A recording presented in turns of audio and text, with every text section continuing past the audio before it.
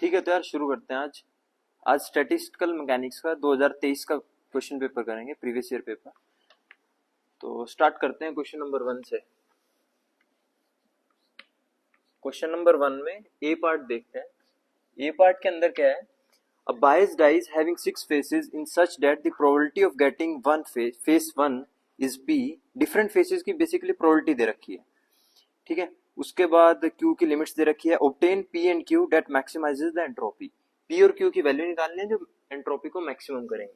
So probability जो dice में face 1 की कितनी है? स्मॉल p है। And probability of face 6 is कितनी है? 2p। एंड बाकी जो प्रोबेबिलिटी है बाकी फेसेस की वो इक्वल है।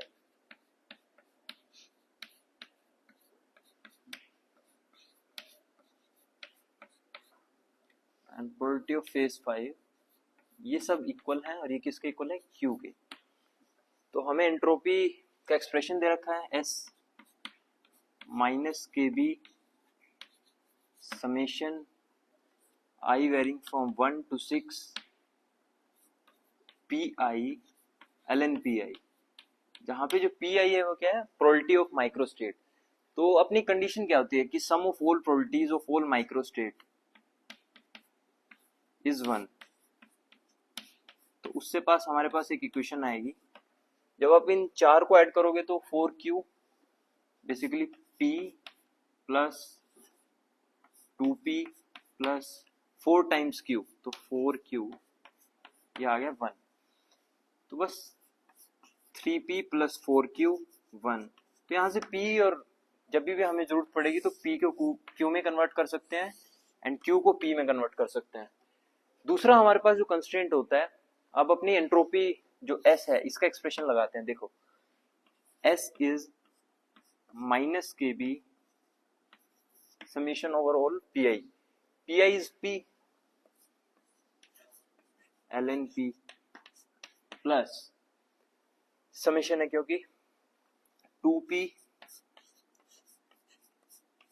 ln 2P plus Q times ln Q and same for all other 4 faces. तो ये 4 यहाँ पे मल्टीप्लाई हो जाएगा। तो ये हमारे पास किसका एक्सप्रेशन आ गया? एंट्रोपी का। तो अब हमें एंट्रोपी मैक्सिमाइज करनी है तो क्या करेंगे? ds अपॉन किसी भी P या Q से आप डिवाइड करो, डिफरेंशिएट कर दो इस चीज को। dP लेट्स से इसको 0 पुट करना है आपने। और यहाँ पे आपको क्या करोगे? या तो इसको P में कन्वर्ट कर लो या Q में कन्वर्ट कर लो। किसी की भी वैल्यू आप इस इक्वेशन से यहाँ पे रखोगे, फिर डिफरेंशिएट करना है P की टर्म्स में। तो सिंपल आपके पास दो P एंड Q की वैल्यू आ जाएगी। P एंड Q एक बार मैं लिख देता हूं कि P और Q की क्या वैल्यूज आएंगी। इजी है तो मैं इस वजह से सोल्व नहीं कर रहा इसको। तो P की वैल्यू आएगी 1/9 एंड Q की जो वैल्यू आएगी वो आएगी 1/6। तो ये था क्वेश्चन नंबर 1 का पार्ट ए। पार्ट बी में क्या कहता है? Consider an canonical partition function for the gaseous system of monatomic molecules of mass. एक पार्टीशन फंक्शन दे रखा है where x and y and are functions of n, find the equation of state of this system involving pressure। Equation of state निकालनी है basically. तो हमारे पास पहले लिख लेते हैं कि जो एक्सप्रेशन हमें दे रखा है PVN V minus x of n whole power n and यहाँ पे दे रखा है 2πm kBT power 3n/2 and exponential y of n upon v kBT। तो ये एक्सप्रेशन हमें दिया हुआ है। तो हमें इक्वेशन ऑफ स्टेट निकालनी है। देखो कैसे निकालेंगे। स्टार्ट करेंगे f से। f का क्या फंक्शन होता है? ये minus KBT ln z partition function, ठीक है। इस चीज का लोग लेना है, माइनस KBT से मल्टीप्लाई करना है। तो माइनस KBT जब इस क्वांटिटी का log लोगे तो n आगे आएगा, and ln v minus x of n plus इसका जब log लोगे तो 3n/2 and log 2 pi m kbt। And जब इस क्वांटिटी का एक्सपोनेंशियल का log लोगे तो वो e कंज्यूम हो जाएगा, सिर्फ ऊपर की टर्म जो है ये बचेगी, y of n upon v kbt। तो ये आ गया हमारे पास f। इससे प्रेशर कैसे रिलेटेड होता है f से, देखो pressure is minus del F over del V at constant temperature and N. तो अब इसको डिफरेंशिएट करना है डेल वी से, तो क्या आएगा देखो माइनस केवीटी। जब इसको डिफरेंशिएट करोगे तो n upon v minus x of n and ऊपर 1 आएगा। इसमें v नहीं है तो इस क्वांटिटी को हम नहीं करेंगे डिफरेंशिएट, इसमें v है, 1 अपॉन v का क्या आएगा माइनस 1 अपॉन v स्क्वायर, तो y of n upon v square kbt।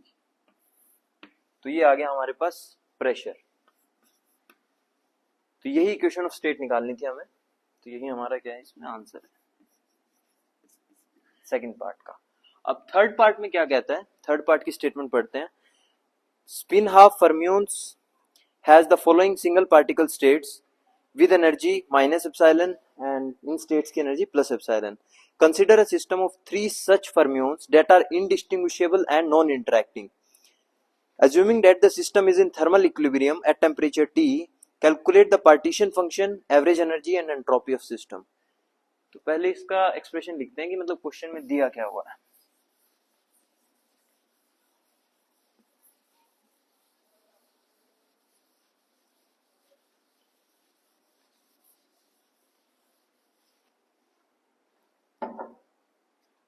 So question में हमें दिया हुआ है कि this is part C. Part C के अंदर कि 2 एनर्जी लेवल्स हैं,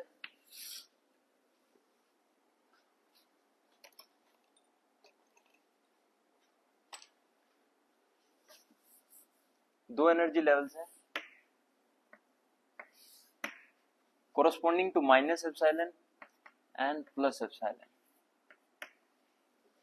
जो स्टेट्स दी हुई है वो ऐसे दी हुई है,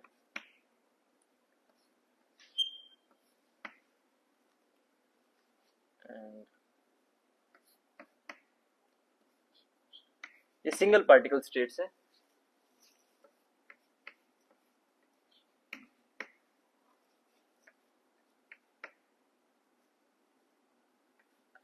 ये सिंगल पार्टिकल की स्टेट्स है, इन दो स्टेट्स के कोरस्पॉन्डिंग जो एनर्जी है वो प्लस एप्सिलॉन है एंड इन दो स्टेट्स के कोरस्पॉन्डिंग जो एनर्जी है वो माइनस एप्सिलॉन है। तो हमें क्या निकालना है इसमें, पार्टीशन फंक्शन निकालना है, एवरेज एनर्जी निकालनी है एंड एंट्रोपी निकालनी है। तो देखो कैसे निकालेंगे, ये सब एट टेम्परेचर टी पर है, एट टेम्परेचर टी। तो पार्टीशन फंक्शन क्या होता है, simply summation over all microstates exponential minus beta energy corresponding to that microstate। तो लिखते हैं 4 स्टेट्स है, सबका अलग अलग आएगा, तो exponential minus beta minus epsilon इस स्टेट के लिए। इस स्टेट के लिए क्या आएगा again exponential minus beta minus epsilon. इस स्टेट के लिए क्या आएगा minus beta epsilon plus minus beta epsilon. तो थोड़ा सिंप्लीफाई करके लिखूं तो 2 टाइम्स एक्सपोनेंशियल माइनस या फिर प्लस बीटा लिख लो पहले एंड एक्सपोनेंशियल माइनस बीटा। तो जब आप 2 कॉमन लोगे और इसको कोस के टर्म्स में लिखोगे तो ये कितना आएगा 4 कोस हाइपरबोलिक बीटा एप्सिलॉन। तो पार्टीशन फंक्शन तो हमने निकाल लिया, अब क्या निकालना, एवरेज एनर्जी। एवरेज एनर्जी कैसे निकालते हैं पार्टीशन फंक्शन से, average energy is minus del over del beta of L N Z.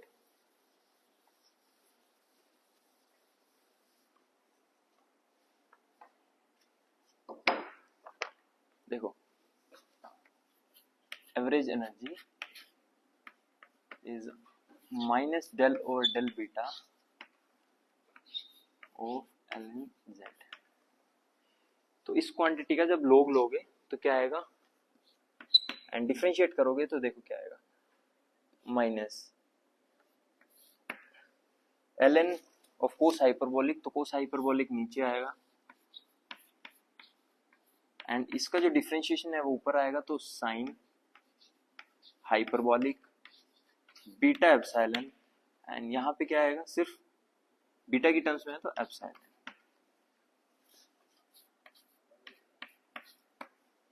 तो कितना आया, minus epsilon tan hyperbolic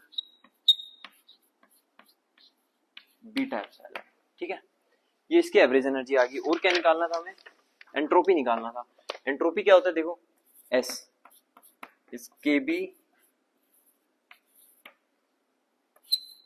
L N Z plus beta times average energy.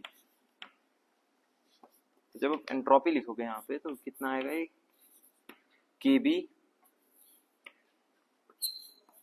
L N 4 times cos hyperbolic beta epsilon and minus, इसमें just beta का multiplication करना है, beta epsilon tan hyperbolic beta epsilon. तो ये क्या आ गया हमारे पास, एंट्रोपी आ गई। तो तीन एक्सप्रेशन निकाल लिया हमने, entropy, average energy and partition function. So this was all about C part. C part में जो सब पार्ट्स हैं, फर्स्ट पार्ट हमने कर लिया, सेकंड पार्ट में क्या कहता है, using the above expression of otherwise find the entropy and fluctuation in energy of the system in the limits t tends to 0 and t tends to infinity। and third part कहता है as temperature tends to 0 what is the average energy of particle with energy minus epsilon। तो basically हमें limits check करनी है। तो मैं ये expression छोड़ देता हूँ एंट्रोपी का, नहीं एंट्रोपी नहीं, सिर्फ हाँ, तो जो मेरे फाइनल एक्सप्रेशन है मैं उनको छोड़ देता हूँ, बाकी सब इरेज कर रहा हूँ।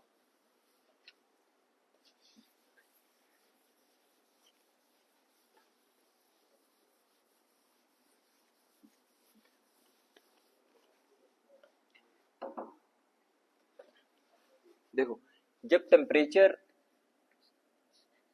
will tend to 0 then what is beta, beta is 1 upon kBT,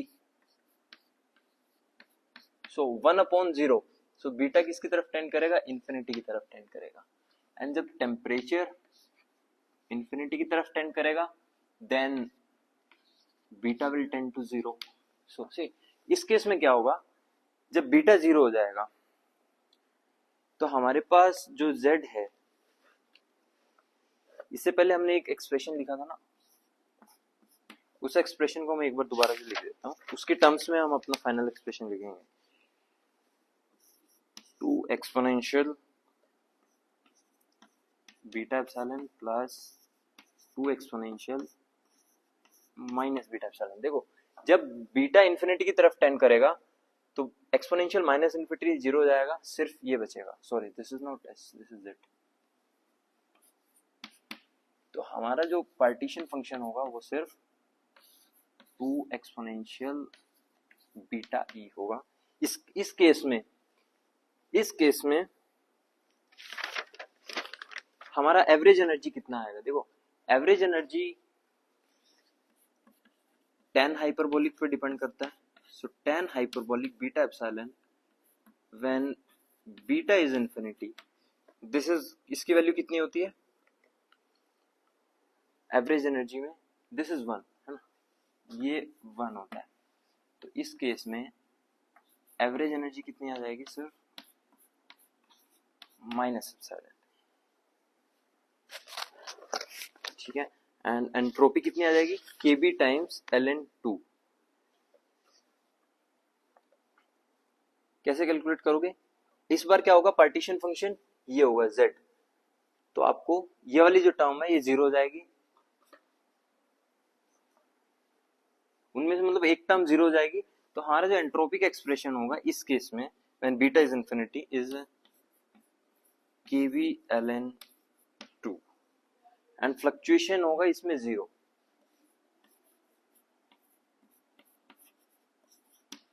क्यों, क्योंकि जब टेम्परेचर 0 होता है तो जितनी भी फ्लक्चुएशंस होती है उस मटेरियल के अंदर वो 0 हो जाती है। हमारे सिस्टम के अंदर जब टेम्परेचर 0 होता है तो फ्लक्चुएशंस 0 हो जाती है। अब दूसरी लिमिट लेते हैं, when t is infinity then beta will be 0, and इस केस में tan हाइपरबोलिक पर क्या कंडीशन होगी कि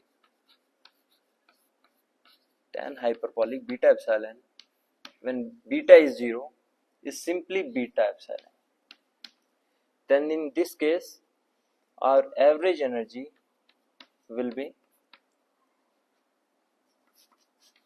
minus beta epsilon square and partition function will be simply 4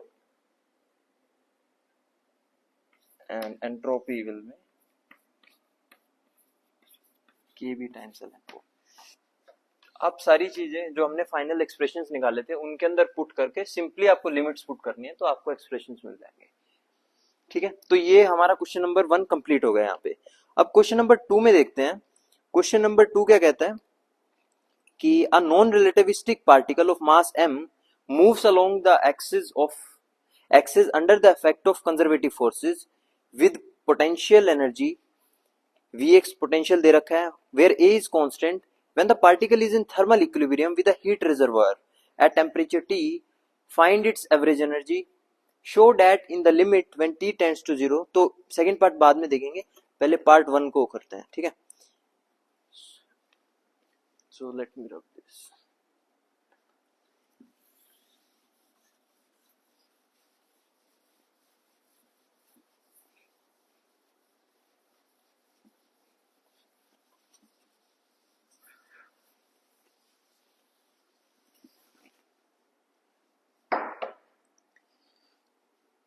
तो ये किसका क्वेश्चन है, ये क्वेश्चन नंबर 2 है and this is the question of particle in a modified harmonic potential.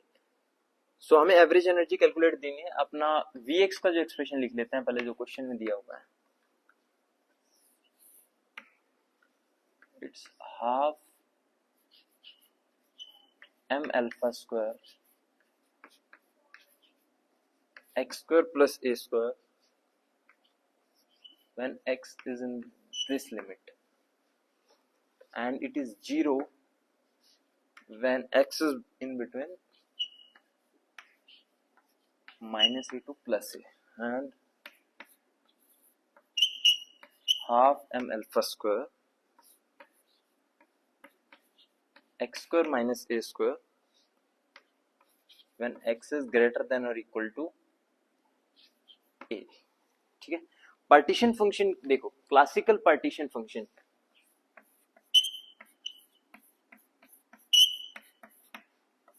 Classical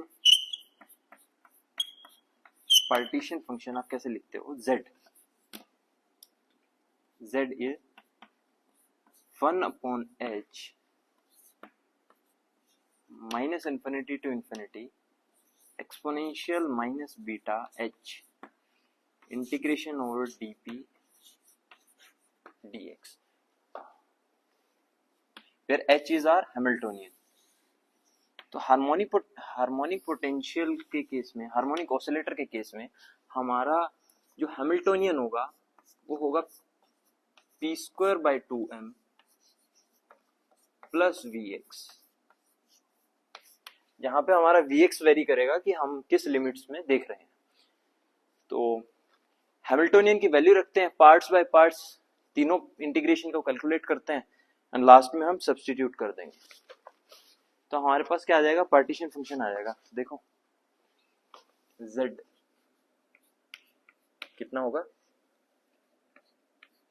1/h minus infinity to infinity exponential minus beta p square upon 2m dp and minus infinity to infinity exponential minus beta v of x into dx. So basically हम क्या करते हैं इस integration को solve कर लेते हैं and यहाँ पे सब्स्टिट्यूट कर देंगे तो हमारे पास पार्टीशन फंक्शन आ जाएगा. तो देखो अब रीजन वाइज कैलकुलेट करते हैं. पहले इन दो रीजन्स का कैलकुलेट करते हैं कि when x is less than और equal to minus A and when x is greater than और इक्वल टू प्लस ए, इन दो रीजन्स का. तो इन रीजन्स में क्या होगा देखो लिमिट्स हो जाएंगी आपकी minus infinity to minus A, क्योंकि माइनस ए के बाद हमारा पोटेंशियल जीरो है. So exponential minus beta p square over 2m plus half m alpha square x plus a square and dp into dx. So basically आपको exponential minus beta h की just मैंने value रखी है and हमारा जो vx है वो मैंने सिर्फ ये लिखा है. तो for the sake of easy calculation आप यहाँ पे x प्लस a को you can assume it to be a. So देखो यहाँ पे दो इंटीग्रल्स हैं, एक मोमेंटम इंटीग्रल है एंड एक पोजीशन इंटीग्रल है जो x के साथ है. तो दोनों को सेपरेटली कैलकुलेट करते हैं. फर्स्ट करते हैं मोमेंटम इंटीग्रल.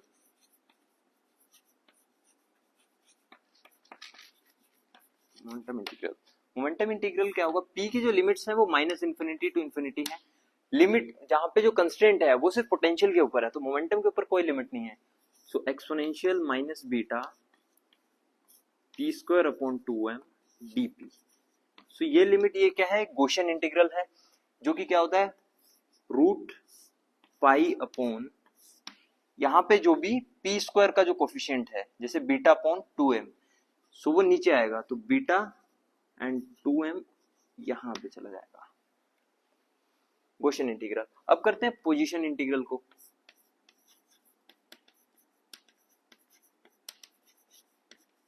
पोजीशन इंटीग्रल उसके लिमिट्स क्या होंगी minus infinity to zero exponential minus beta m alpha square u square divide by 2 and integral हमने चेंज कर दिया है du के टर्म्स में एंड अकॉर्डिंगली हमारी लिमिट्स भी चेंज हो जाएंगी. जब आप माइनस इन्फिनिटी रखोगे तो माइनस इन्फिनिटी आएगा, जब आप माइनस ए रखोगे तो u जीरो हो जाएगा. तो ये इंटीग्रल कितना आएगा एक बार देखते हैं. अगेन गॉसियन इंटीग्रल है लेकिन यहाँ पे जो लिमिट्स है वो minus infinity two plus infinity होने की बजाय माइनस इन्फिनिटी टू जीरो है. तो बेसिकली हमने यहाँ पे हाफ आ जाएगा, इस साइड हाफ आ जाएगा, एक हाफ पाई अपॉन इसका जो कोफिशिएंट है यू स्क्वायर का जो कोफिशिएंट है बीटा एम अल्फा एंड 2 ऊपर चला जाएगा तो 2 पाई. तो ठीक है, इन दोनों को जस्ट यहाँ पे पुट करना है मल्टीप्लिकेशन में, तो देखते हैं क्या आएगा.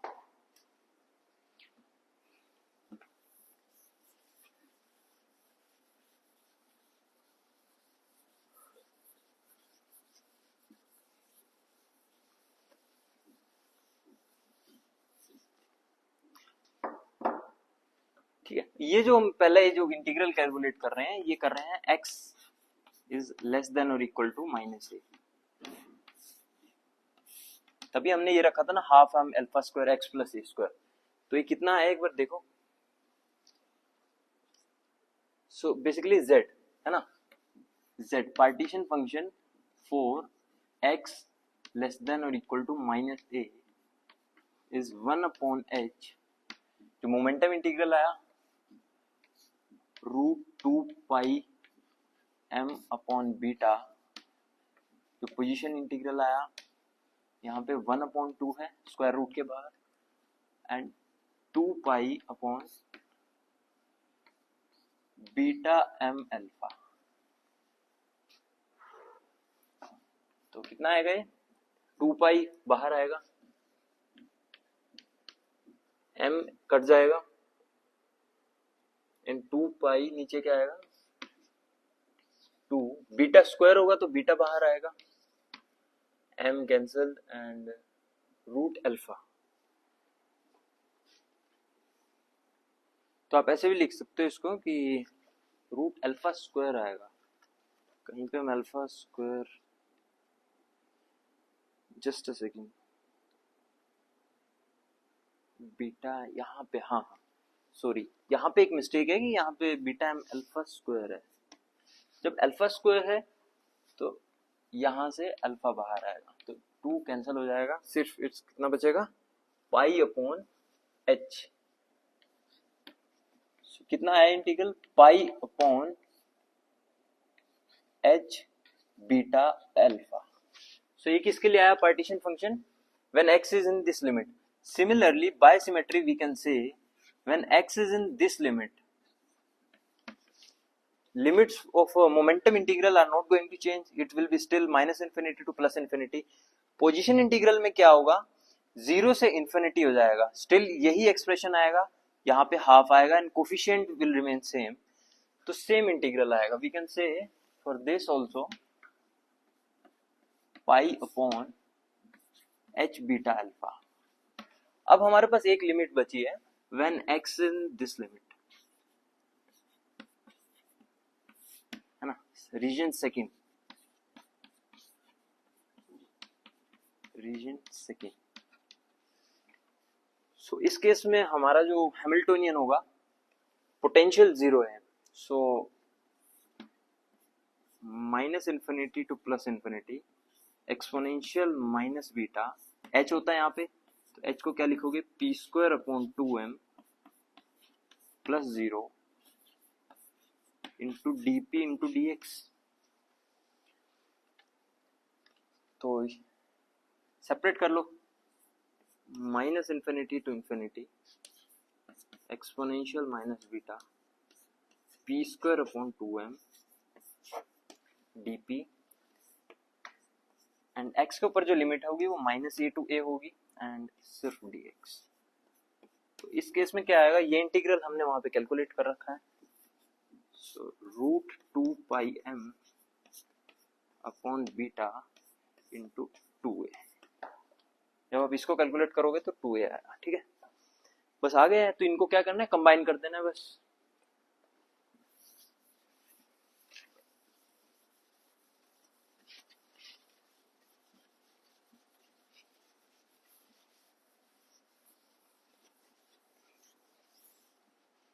सॉरी, ये सिर्फ हमने क्या किया है? एक्सपोनेंशियल इंटीग्रल कैलकुलेट किया है ना, तो पार्टीशन फंक्शन के लिए क्या करेंगे? पार्टीशन फंक्शन इस केस में is 1 over h ना, so it's 1 upon h times this value, so 2a √2πm upon beta, this is beta।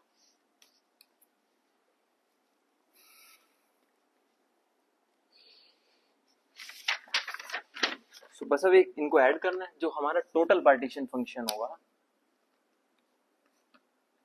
वो क्या होगा? इनका सम होगा, so 2a upon h √2πm upon beta, and ये टर्म 2 बार आएगी, ये तो ये ट्वाइस हो जाएंगे, twice pi upon h alpha beta. तो this is our partition function जो कि हमें कैलकुलेट करना था। अब इससे रिलेटेड जो भी क्वांटिटीज हम निकाल सकते हैं वो हम निकाल लेते हैं। जैसे कि क्या निकाल सकते हैं? एवरेज एनर्जी निकाल सकते हैं। एवरेज एनर्जी क्या होती है? Average energy is minus del over del beta L N Z. तो जब बीटा की टर्म्स में डिफरेंशिएट करोगे, सिंस दोनों टर्म्स में बीटा है, तो एल एन जेड का क्या होता है, 1/z होता है। तो यहाँ पे 1/z आएगा एंड विद माइनस साइन, एंड अंदर क्या टर्म्स आएंगी, देखो जब इसको डिफरेंशिएट करोगे तो क्या आएगा,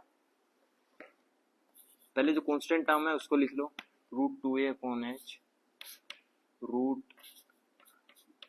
दिस इज बेसिकली ये √2πm beta power minus half. जब उसको डिफरेंशिएट करोगे तो माइनस हाफ आगे आएगा एंड बीटा की पावर -3/2 आएगा, है ना। इस टर्म को डिफरेंशिएट करोगे तो माइनस आएगा 1/बीटा का 1/बीटा², सो 2π h अल्फा बीटा²। तो बस इसको थोड़ा सिंप्लीफाई करके लिख देना है।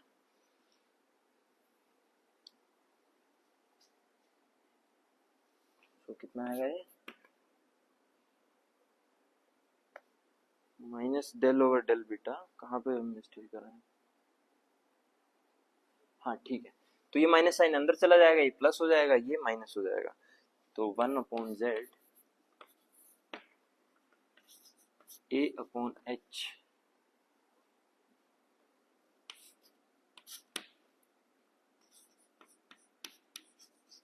√2πm 1/बीटा power,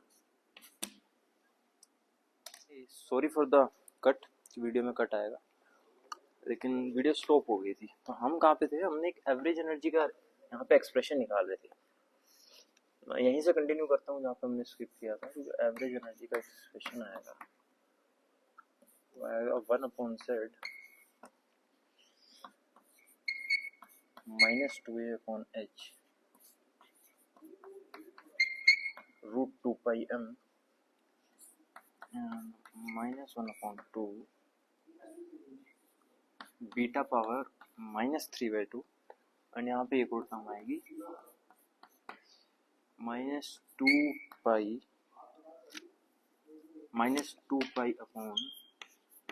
h alpha and -1/बीटा²।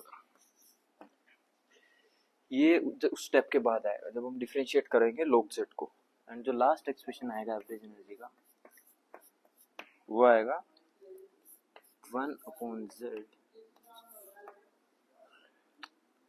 a/h √2πm 1/बीटा पावर 3/2 प्लस 2π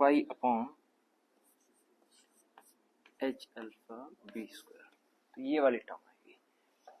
अगर ये पार्ट वीडियो में कट रहा है तो यहाँ पे 2π h अल्फा बीटा² है, ये जो टर्म लिखी है, ठीक है। तो ये एवरेज एनर्जी का एक्सप्रेशन है। अब क्वेश्चन में जो सेकंड पार्ट है 2b, उसमें हमें लिमिट्स पे चेक करना है कि at limit t tending to 0, and यहाँ पे लिख लेते हैं at limit t tending to infinity. So when t is 0 or beta is infinity, since beta is 1/kBt and t is 0 means beta is 0. एक बार partition function भी लिख लेते हैं अपना। So 2a/h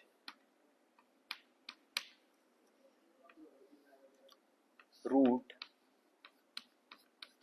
2πm/बीटा plus 2π/h alpha beta. देखो इस limit में क्या होगा, जब बीटा इंफिनिटी होगा तो ये वाली टर्म डोमिनेट करेगी एंड ये वाली टर्म वेनिश हो जाएगी। तो कितना आएगा हमारा पार्टीशन फंक्शन इस केस में, 2π/h अल्फा बीटा। इस केस में हमारी जो एवरेज एनर्जी आएगी, आप इस टर्म को log लेके डिफरेंशिएट करोगे, minus del over del beta ln/z। जब आप ये करोगे तो आपका जो एवरेज एनर्जी है वो कितना आएगा माइनस साइन के साथ अपॉन ये टर्म पहले नीचे आएगी, so 2 pi upon H alpha beta and इसका डिफरेंशिएशन ऊपर। सो जब डिफरेंशिएट करोगे 1 अपॉन बीटा को, so 2 pi upon H alpha beta square with minus sign. So ये 2 पाई कैंसिल हो जाएगा, एच अल्फा भी कैंसिल हो जाएगा, बीटा की एक पावर कट जाएगी, तो ये आएगा सिर्फ 1 अपॉन बीटा मीन्स केवीटी। ठीक है, सो इस केस में आ गया। इस केस में निकाल लेते हैं हम। इस केस में क्या होगा, जब बीटा 0 होगा तो ये वाली टर्म वेनिश कर जाएगी एंड ये वाली टर्म सिर्फ सर्वाइव करेगी। तो इस केस में हमारा जो पार्टीशन फंक्शन है वो होगा 2a upon H and root 2 pi m upon beta. जब पार्टीशन फंक्शन ये होगा तो हमारी एवरेज एनर्जी क्या होगी इस केस में, अगेन डिफरेंशिएट कर दोगे, minus del over del beta ln z। कितना आएगा देखो, इसको दो पार्ट्स में स्प्लिट कर लेंगे, 2a upon h 2 pi m and 1 upon root beta. So constant वाली टर्म जिसमें बीटा नहीं है उसका 0 हो जाएगा। सो सेकंड टर्म जिसमें बीटा है उसका डिफरेंशिएशन क्या आएगा, 1 अपॉन ट्वाइस बीटा। बीटा को केबीटी की टर्म्स में लिखोगे तो केबीटी बाय 2। तो ये दो एक्सप्रेशन निकालने थे आपको पार्टीशन फंक्शन का एनर्जी का इन दो लिमिट्स में। सो this was all about question number 1 and question number 2। आने वाली वीडियोस में देखेंगे नेक्स्ट वीडियोस में कि क्वेश्चन 3 एंड क्वेश्चन 4 क्या है। क्वेश्चन नंबर 5 जो है वो अगेन आइजिंग मॉडल का है, जो अब तक की क्लासेस में कंप्लीटली कवर्ड नहीं हुआ है, तो उनको मैं वीडियोस में इंक्लूड नहीं करूंगा। हो सको कोशिश करूंगा कि उनमें कोई सेपरेट वीडियो बना पाऊं। ठीक है, तो इतना ही रखते हैं, धन्यवाद।